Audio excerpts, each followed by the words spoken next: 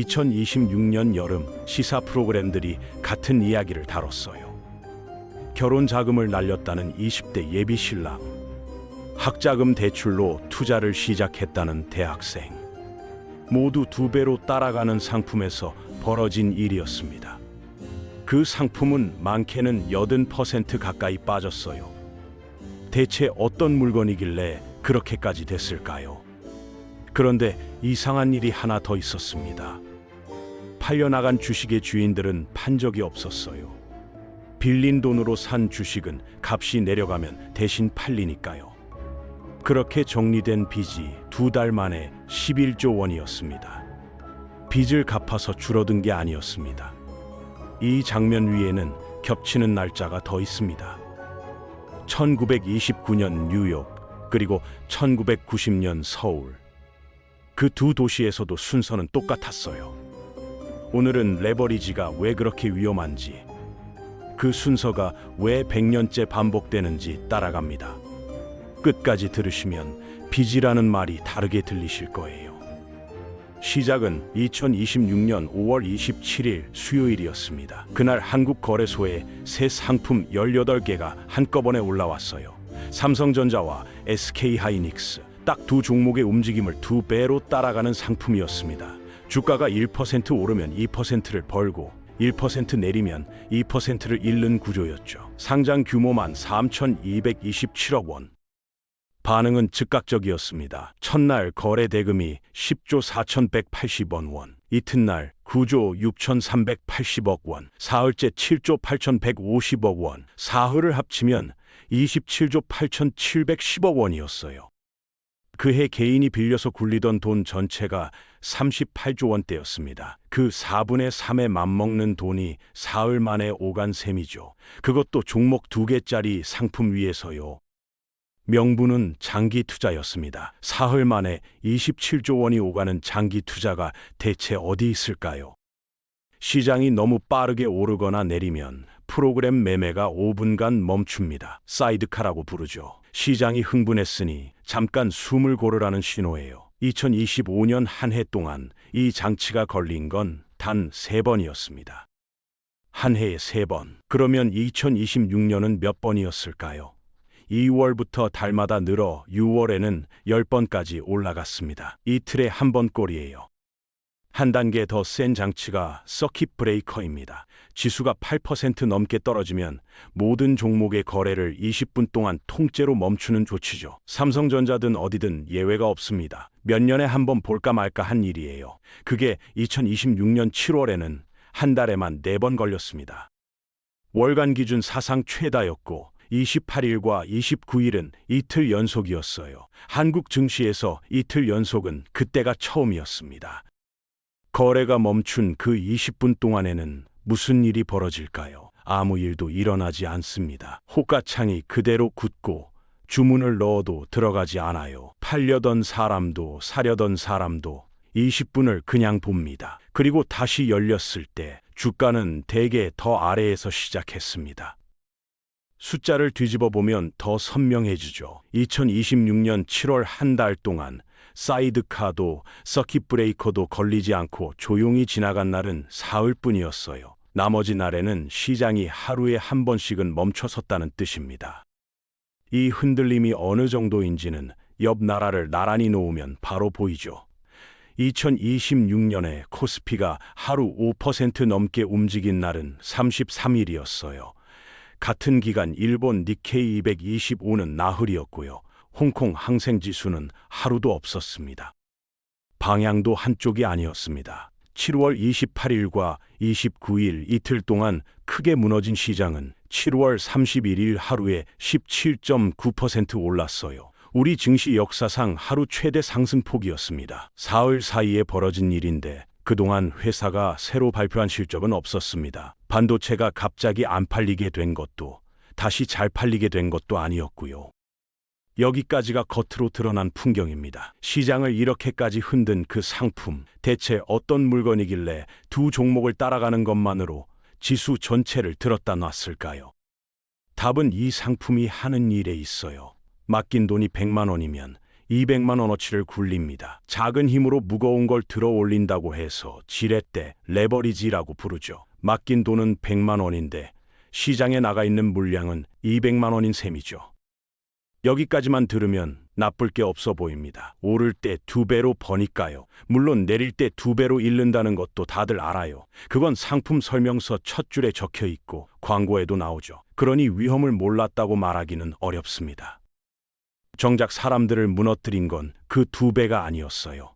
설명서에 크게 적히지 않은 성질이 하나 더 있었어요. 그게 뭐였을까요? 같은 날 같은 주식을 산 사람이 둘 있었다고 해보죠. 한 사람은 그냥 그 주식을 샀고 옆 사람은 2배의 상품을 샀습니다. 둘 다 100씩 넣었고요. 첫날 주가가 10% 빠졌습니다. 그냥 산 쪽은 90이 됐어요. 2배로 따라가는 쪽은 80이 됐고요. 여기까진 설명서에 적힌 대로죠. 다음 날 주가가 10% 올랐습니다. 어제 빠진 만큼 고스란히 되돌아온 거예요. 그러면 두 사람은 본전일까요? 그냥 산 쪽이 99입니다. 100이 아니라 99예요. 오르내림이 똑같았는데 일이 사라졌습니다. 옆 사람은요, 80에서 20%가 오르면 96입니다. 사가 없어졌어요. 같은 주식을 같은 날 사서 똑같이 오르내렸는데 한쪽은 2를 잃고 다른 쪽은 4를 잃은 겁니다. 주가는 제자리로 돌아왔는데도요. 이게 하루 이틀이면 대수롭지 않아요. 문제는 오르내림이 반복될수록 이 손실이 차곡차곡 쌓인다는 점이죠. 주가가 제자리로 돌아와도 상품은 제자리로 돌아오지 못합니다. 오르내림이 심할수록 더 깎이고요. 값이 어디로 가느냐와 상관없이 흔들린다는 사실만으로 줄어드는 거죠. 이런 걸 음의 복리라고 부릅니다. 그러니 이 상품에게 가장 나쁜 시장은 내리는 장이 아니었어요. 오르락 내리락 하는 장이었습니다. 그 33일이 바로 그런 장이었습니다. 이 상품은 그 33일을 통과하는 내내 조금씩 깎여 나갔어요. 그래서 결과가 이렇게 됩니다. 가장 많이 팔렸던 SK하이닉스 2배 상품은 6월 고점에서 78%가 빠졌어요. 같은 기간 하이닉스 주식이 빠진 폭보다 훨씬 큰 숫자입니다. 2배 상품이니까 2배로 빠진 게 아니라 2배보다 더 빠진 거죠.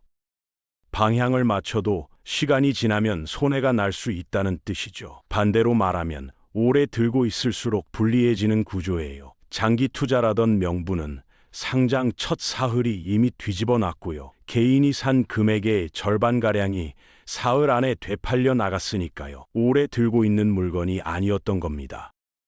한국만의 조건이 하나 더 붙어요. 2026년 5월 27일 삼성전자와 SK하이닉스 두 회사의 시가총액 합계가 코스피 전체의 50.44%를 기록했습니다. 사상 처음으로 절반을 넘긴 날이었어요. 6월 25일에는 58.9%까지 올라갔죠. 코스피 200으로 좁히면 두 회사가 3분의 2 가까이를 차지했고요. 무슨 뜻일까요? 이 두 종목이 흔들리면 지수 전체가 따라 흔들린다는 뜻입니다. 그런데 하필 그 두 종목만 2배로 증폭하는 상품이 시장에 들어온 거예요. 지렛대를 갖다 댄 자리가 하필 건물 기둥이었던 셈이죠.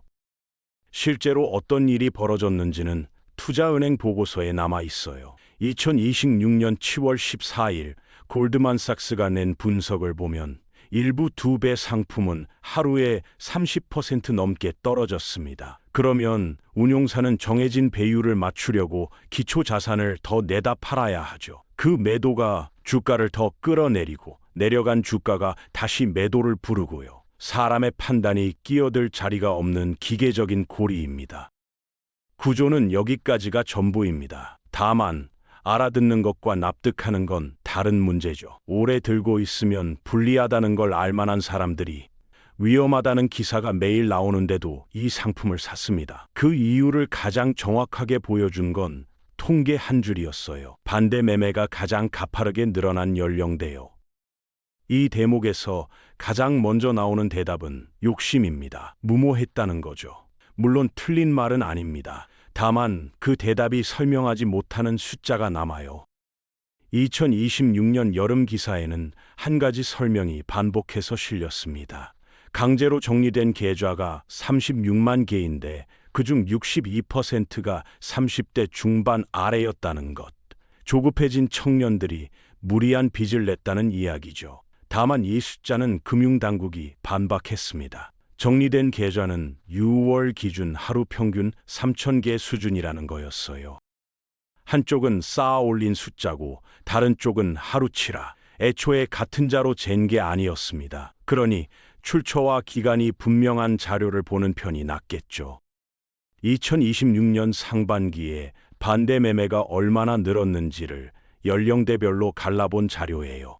빌린 돈으로 산 주식이 담보 기준 아래로 내려가면 증권사가 대신 처분하죠. 그게 반대 매매고요. 그 증가율이 가장 가팔랐던 연령대가 어디였을까요? 청년이 아니었습니다. 70대 이상이었어요. 70대 이상 계좌에서 반대 매매로 처분된 금액이 1월에는 18억 3,153만 원이었습니다. 그게 6월에는 163억 1,507만 원이 됐어요. 791센트, 9배 가까이 늘었습니다. 전 연령대를 통틀어 가장 높은 증가율이었죠. 기사 제목과 정면으로 어긋나는 숫자죠. 청년들이 뛰어들었다는 이야기도 사실입니다. 다만 그게 전부는 아니었던 거예요. 70을 넘긴 사람들의 계좌가, 평생 시장을 지켜봤을 사람들의 계좌가 같은 자리에서 같은 방식으로 정리되고 있었으니까요. 그러니 이건 어느 세대가 유독 어리석어서 벌어진 일이 아닙니다. 나이도 경험도 이 함정 앞에서는 별 도움이 되지 않았어요. 그렇다면 질문을 바꿔야 합니다. 누가 그랬느냐가 아니라 사람을 그 자리로 데려가는 힘이 무엇이냐를 물어야죠. 그 힘이 얼마나 샜는지는 계좌 수에 남아 있어요. 2026년 1월 29일 우리나라 주식거래 활동 계좌 수가 처음으로 1억 개를 넘었습니다. 6월 26일에는 1억 900만 개가 됐어요. 그해 상반기에만 계좌가 1,000만 개 넘게 늘어난 겁니다. 6달 동안 하루 평균 5만 개 이상의 계좌가 새로 열린 셈이죠. 하루에 5만 개. 그 사람들은 왜 하필 그때 계좌를 열었을까요? 계좌가 이만큼 늘면 사람들이 나누는 말도 달라집니다. 점심 자리에서, 단체 대화방에서 누가 얼마를 벌었다는 이야기가 오갑니다. 아무것도 하지 않는 사람만 뒤처지는 것 같은 기분이 들죠. 이 조급함에는 더 오래된 뿌리가 있어요. 집입니다. 근로소득으로는 원하는 동네의 집값을 따라잡을 수 없다고 느낄 때 사람은 시간을 앞당길 방법을 찾습니다. 월급으로 10년 걸릴 일을 1년 만에 해내려고 하죠. 여기서 지렛대가 등장합니다. 2배 상품은 정확히 그 욕구에 대답하는 물건이었어요. 같은 돈으로 2배 속도를 내주니까요. 물론 이럴 때도 같은 속도로 줄어든다는 조건이 붙지만 그 조건은 나중 이야기처럼 들립니다. 결국 사람들이 산 건 주식이 아니라 시간이었습니다. 10년을 5년으로 줄여준다는 약속이요.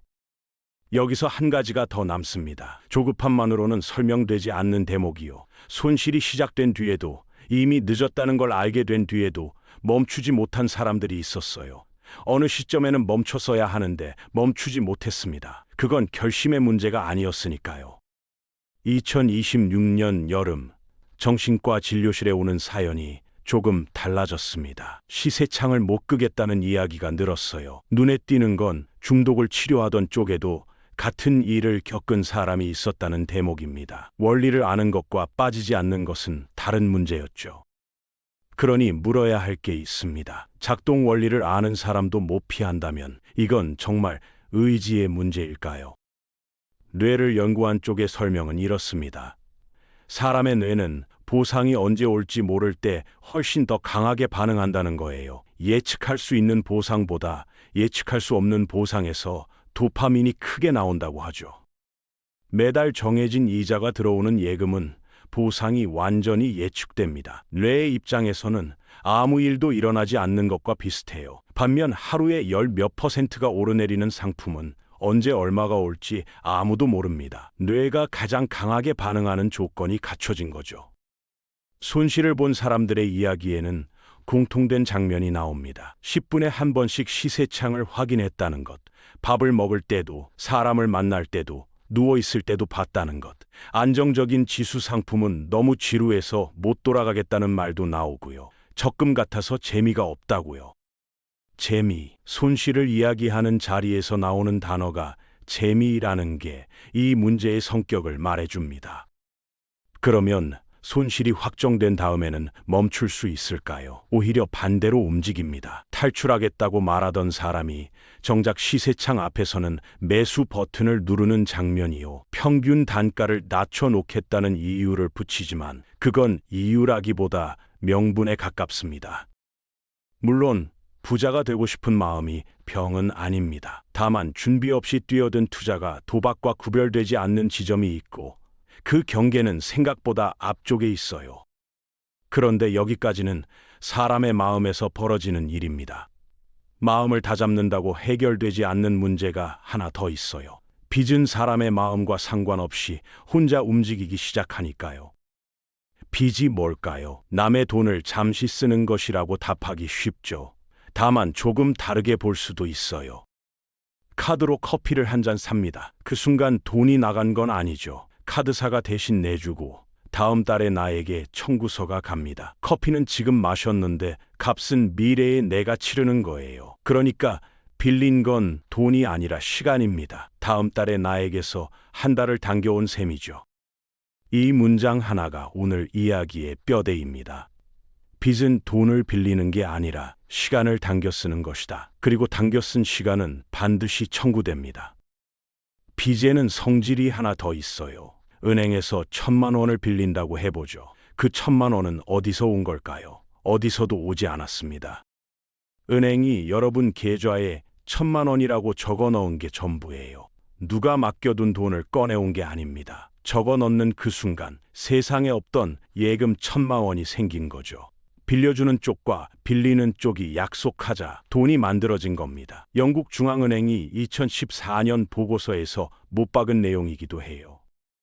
은행이 예금을 빌려주는 게 아니라 대출을 하면 예금이 새로 생긴다는 것. 그래서 사람들이 돈이라고 부르는 것의 대부분은 사실 돈이 아니라 신용입니다. 이 신용이 경기를 만드는 원리는 한 줄입니다. 누군가의 지출은 반드시 다른 누군가의 소득이라는 것. 작게 그려볼게요.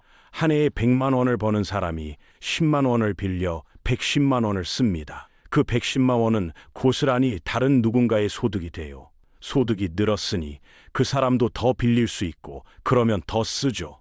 그건 또 다른 사람의 소득이 되고요. 빌릴수록 쓰고 쓸수록 남이 벌고 남이 벌면 또 빌립니다. 스스로 굴러가는 바퀴가 하나 만들어진 거예요. 여기서 중요한 갈림길이 하나 있습니다. 빌린 돈으로 무엇을 샀느냐죠. 빵집 주인이 빚을 내서 오븐을 들였다고 해보죠. 빵이 더 나오고 매출이 늘면 그 빚은 스스로 갚아집니다. 반면 빚을 내서 다녀온 여행은 즐거웠지만 갚을 돈을 만들어주지는 않아요. 같은 빚인데 성격이 완전히 다르죠. 그럼 빌린 돈으로 주식을 사는 건 어느 쪽일까요? 여기서 이야기가 미묘해집니다. 값이 오르면 오븐이 되고 값이 내리면 여행이 되니까요. 어느 쪽인지는 산 다음에야 정해집니다. 그리고 값이 오르는 동안에는 이상한 일이 벌어집니다. 빌린 돈으로 자산을 사는 게 실제로 이득이 되는 국면이 와요. 빌리는 값보다 자산이 더 빨리 오르니까요. 그러면 더 빌려서 더 삽니다. 그 매수가 값을 또 올리고요. 통장은 그대로인데 부자가 된 기분이 듭니다. 이 상태를 버블이라고 부르죠. 그러면 이 바퀴는 언제까지 돌 수 있을까요? 영원히는 못 돕니다. 갚기보다 더 빌리는 쪽을 택하는 게 사람 마음이라 소득보다 빚이 조금씩 빨리 늘죠.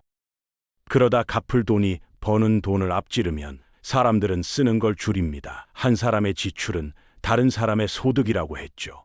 그러니 소득이 줄고 소득이 줄면 갚기는 더 어려워집니다. 담보로 잡힌 자산값도 같이 내려가니 빌릴 수 있는 돈까지 줄고요. 잘 돌던 바퀴가 반대로 돌기 시작하는 거예요.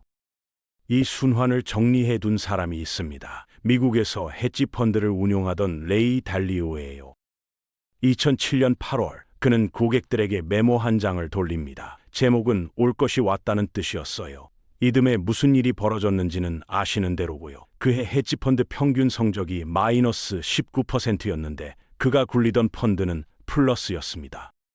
어떻게 미리 알았을까요? 새로운 지표를 발명한 게 아니었습니다. 1929년에 미국과 1989년에 일본을 파고들었을 뿐이에요. 서로 다른 나라, 서로 다른 시대인데 무너진 순서가 똑같더라는 것. 그게 그가 본 전부였습니다.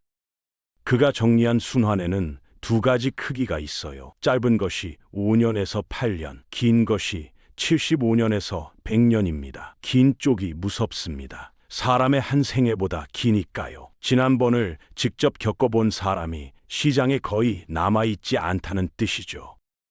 그래서 매번 같은 말이 나옵니다. 이번은 다르다고요.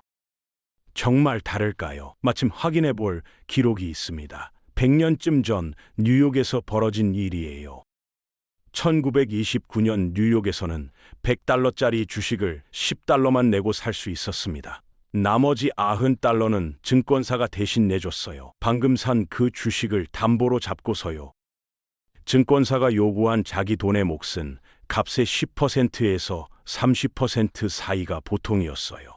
어떤 곳에서는 10%만 내고도 살 수 있었습니다. 10달러를 걸고 100달러짜리를 쥐었으니 값이 10%만 올라도 건 돈이 2배가 되는 셈이죠.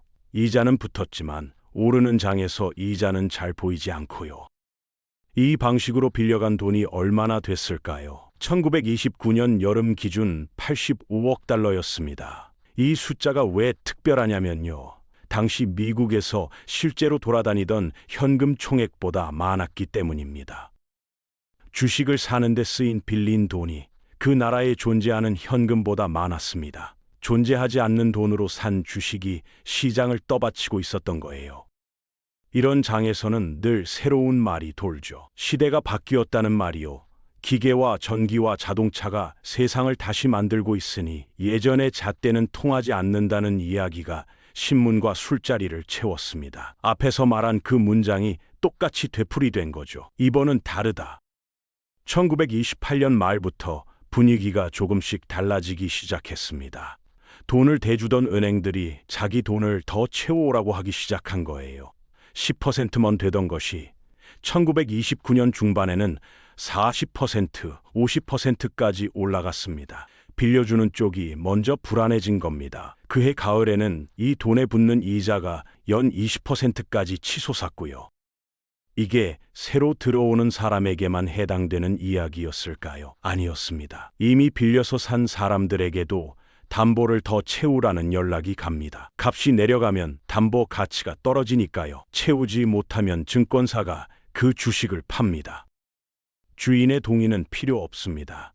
담보를 잡을 때 이미 동의한 것으로 처리되니까요.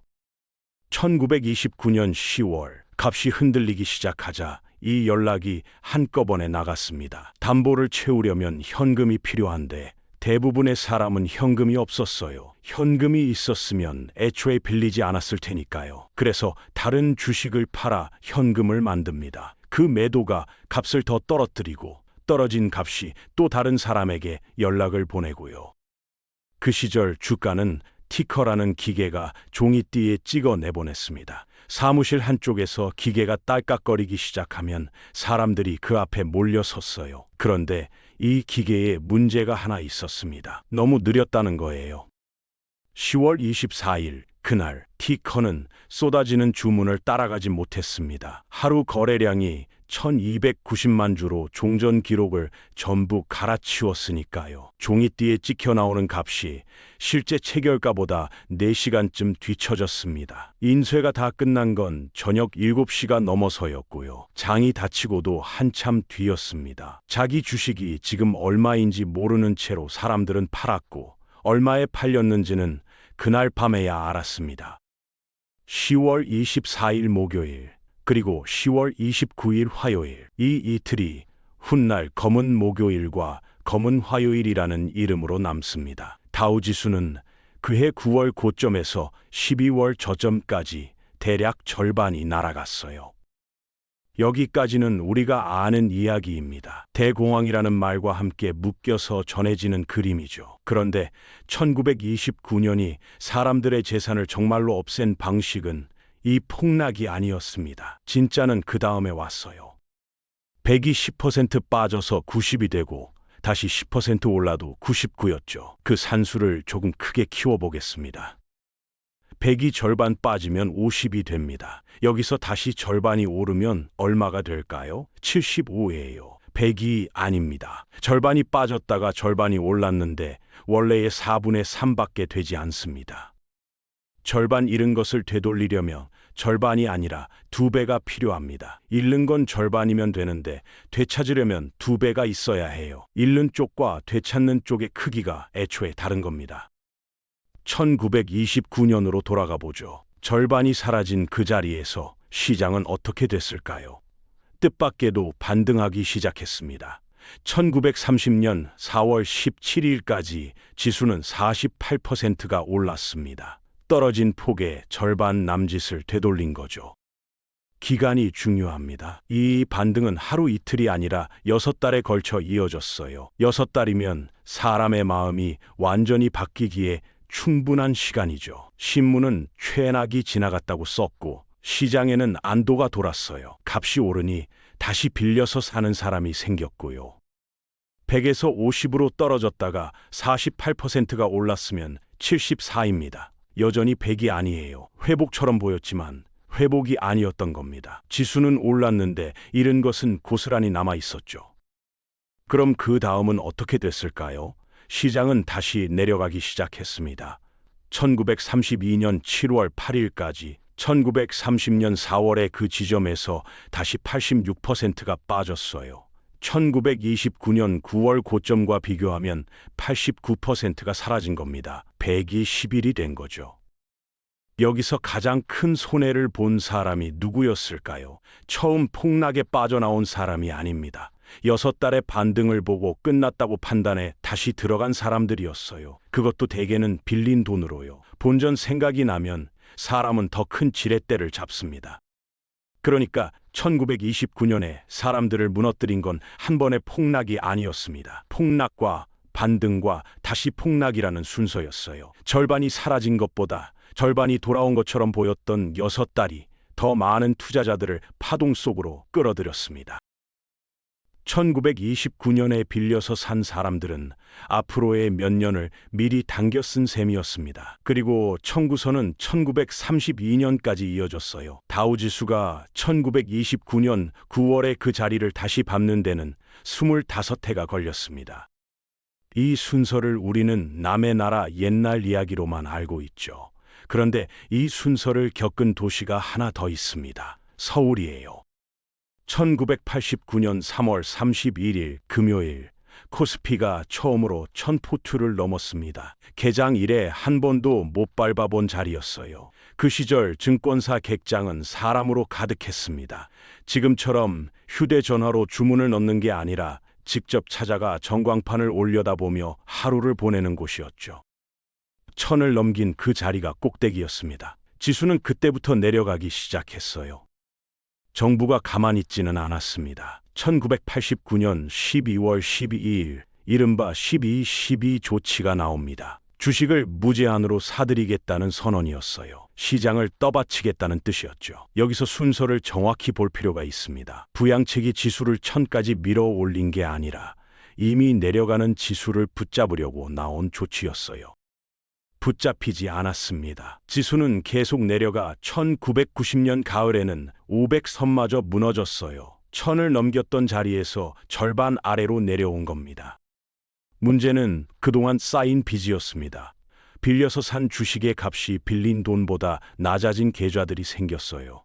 담보로 잡은 주식을 다 팔아도 빚이 남는 상태죠. 그런 계좌를 그 시절에는 깡통 계좌라고 불렀습니다. 원칙대로라면 증권사가 알아서 팔았어야 해요. 담보가 기준 아래로 내려가면 처분하도록 되어 있었으니까요. 실제로는 그게 잘 되지 않았습니다. 왜 못 팔았을까요? 이유를 짐작하기는 어렵지 않죠. 그때 고객은 장부에 적힌 번호가 아니었습니다. 매일 객장에 나와 전광판 아래 같은 자리에 앉던 얼굴이었어요. 지점 직원과 단골 사이에는 몇 년치 정이 쌓여 있었고요. 그 사람 앞에서 오늘 계좌를 정리하겠다는 말을 꺼내야 했습니다. 어제까지 같이 커피를 마시던 사람에게요. 아마 이런 말이 오갔을 겁니다. 조금만 더 기다려 봅시다. 곧 오를 겁니다. 그 말이 오가는 동안 미뤄진 계좌가 쌓였습니다. 감독 당국이 파악한 깡통 계좌 규모는 2,400억 원이었어요. 결국 1990년 10월 10일 수요일 정부가 직접 나섰습니다. 담보 비율이 기준에 못 미치는 계좌를 한꺼번에 정리하라는 지시였죠. 작업이 시작된 시각은 새벽 4시였습니다. 왜 하필 그 시간이었을까요? 시장이 열리기 전 아무도 지켜보지 않는 때였으니까요. 정리는 2시간쯤 뒤인 6시경에 끝났습니다. 그날 새벽 실제로 처리된 금액은 951억 원이었습니다. 파악된 2,400억의 40%도 되지 않았죠. 나머지는 그 새벽에도 정리되지 않았습니다. 숫자 하나에 그 시절 객장의 인간관계가 그대로 남아있는 셈이에요. 그런데 여기서 예상 밖의 일이 벌어집니다. 정리가 끝나고 2주 만에 지수가 800선을 회복했어요. 빚으로 산 물량이 시장에서 빠져나가자 값이 올라간 겁니다. 더 팔 것이 남지 않으면 눌러내릴 힘도 사라지니까요.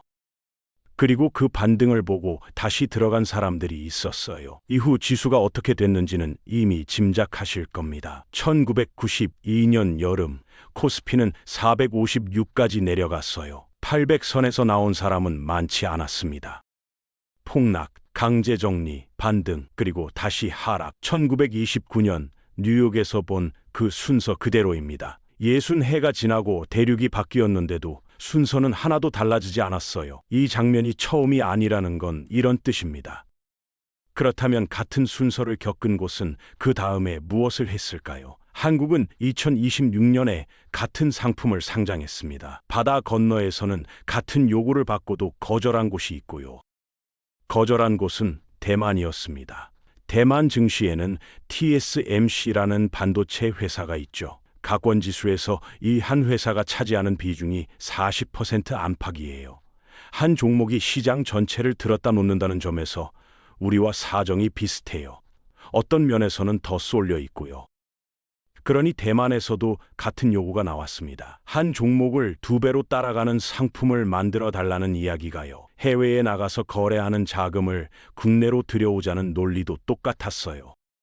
그러면 대만은 어떤 답을 내놨을까요? 대만 증권거래소의 답은 짧았습니다. 시장 상황과 투자자 보호를 고려할 때 단일 종목 상품 도입은 고려하고 있지 않다는 것이었어요. 이 답이 나온 배경을 보면 성격이 더 분명해집니다. 대만 금융당국은 하루 가격 제한폭을 7%에서 10%로 넓히는 데만 10년을 썼습니다. 3%포인트를 움직이는 데 10년이요. 변동성을 키우는 일에 그만큼 조심스러운 곳이죠. 그리고 한국에서 벌어진 일을 지켜본 뒤에는 앞으로 업계 요구가 있어도 승인하기 어렵다는 쪽으로 입장이 굳었습니다. 일본은 어땠을까요? 일본도 이 상품을 자국 시장에 올리지 않았습니다. 우리 쪽 기록도 남겨두겠습니다. 2026년 7월 24일 금융위원회가 대책을 내놨습니다.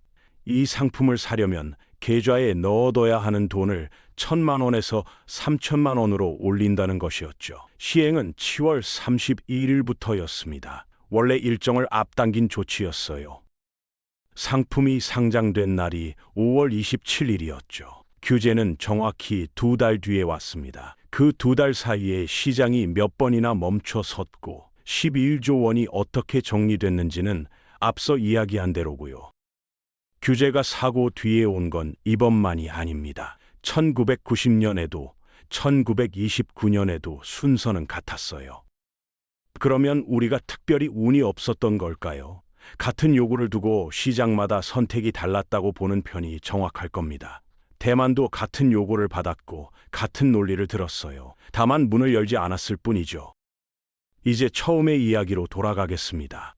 빚으로 산 자산에는 값 말고 딸려오는 게 하나 더 있다고 했죠. 그 이름은 시간입니다. 빚은 나쁜 게 아닙니다. 그 빵집의 오븐도 빚으로 샀고 대부분의 집도 빚으로 사죠. 다만 옮겨온 시간에는 만기가 있습니다. 값이 오르는 동안에는 그 만기가 보이지 않을 뿐이죠. 만기가 돌아오는 날 그 자산을 팔지 말지는 주인이 정하지 못합니다. 1929년 뉴욕에서도, 1990년 새벽 4시에 서울에서도, 2026년 여름에도 그 결정은 계좌 밖에서 내려졌어요. 100년 동안 바뀐 것은 많습니다. 객장은 사라졌고 주문은 손안에서 이루어지죠. 바뀌지 않은 건 순서 하나뿐이었습니다. 빌려서 사고, 값이 오르고, 2번은 다르다고 말하고, 값이 내리고, 대신 팔리고, 반등이 오고, 다시 들어가고. 물론 어디에 어떻게 돈을 두실지는 각자의 판단이고, 그 판단에 따르는 책임도 본인의 몫이죠. 오늘 이야기는 답이 아니라 순서에 관한 것이었으니까요. 1990년 그 새벽, 객장 밖은 아직 캄캄했습니다. 시계는 벌써 돌고 있었고요.